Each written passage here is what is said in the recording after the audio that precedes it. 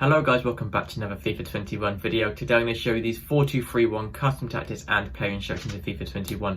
So these are updated custom tactics and player instructions. These are very different to last video's ones, but these do seem much better to use in game. I have tried these ones out last week in League, and they just were so much better than they were before. So that's why I'm going to show you these ones.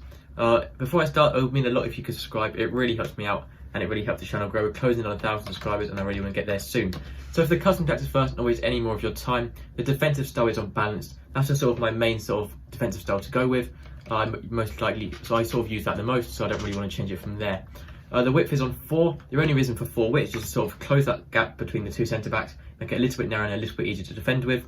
If you don't really want that, you can put it back up to 5. If you feel like the opposition are making a lot of through balls through your two centre backs in the middle, drop it down to 4, which is personally now what I prefer to use. The depth is still on 7. Usually if this formation, I will switch to it when I've got the lead, maybe a goal or two up. I will switch to this formation just to hold on to that lead a bit more. That doesn't make it a really defensive formation. As you can see, it's clearly not been a really defensive formation if I'm playing on a 7 depth, but it is just a formation that's much harder to concede with. Really, it's much easier to hold possession with, and that doesn't mean that you're going to score no goals either, and that doesn't mean that you have to do the same as what I'm doing. You can very easily start with this formation as your starting formation. You don't have to switch to it in game.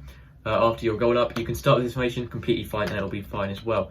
The depth is on 7 just to create that automatic offside trap. It does make defending a bit easier when your opponents are sort of always looking for offside. But if you do have much slower centre backs, you can drop it down to maybe 4, 5 or 6, depending on how comfortable you feel defending and depending on the pace of your centre backs. Personally, I like to use 7. The offensive style is on long ball. This formation just works really well with long ball, getting the ball up to those strikers and the left cam and right cam and also the central cam, getting it up to those sort of 4 attacking players and then building up an attack from there. I have the width on 6, just to push out the left cam and right cam a little bit wider, making them slightly more attacking. Players in boxes on 5, because that's not very important. Corners on 3 to get more players into the box on corners, and then free kicks on 1. You want your striker to be able to stay central, as he's a single striker. You want him to stay in line with the goal and not drift out wide. You also want to use getting behind, so he's making forward and runs through their defenders, and stay forward so he's at the top of the pitch and not dropping back too deep. For your cam, you want to make them like a second striker, really helping out your main striker. So you want to stay forward as well and get into the box for cross. So they're also making runs into the box, so when you cross it in, there'll also be another player there. For your left cam and right cam, these pretty much act as wingers in game, but are slightly narrower, but they do have the same player instructions as a cam would. I recommend for these putting them on stay forward as well, as you don't need them dropping back as well. You sort of want the attack to be separate from the defence in this formation, but then I would leave the rest completely default there and only use stay forward. For your 2 CDMs, for these I recommend using cut passing lanes on both of them, cover centre on both of them, so staying in the centre of the pitch, and then also use stable while attacking on both of them, so staying back with the defensive line, sort of creating sort of a gap between the attack and the defence. With this formation, the defence is mainly the 4 at the back and the 2 TDMs, and the attack is sort of the 3 cams and the striker. It's quite split off, but I do like that a lot about this formation, as there's sort of no mixing in between. For example, 4-4-2, the 2 centre mids are sort of mixed in between attack and defence. With this, it's very solid to just attack and defence, which is why I like using this formation a lot.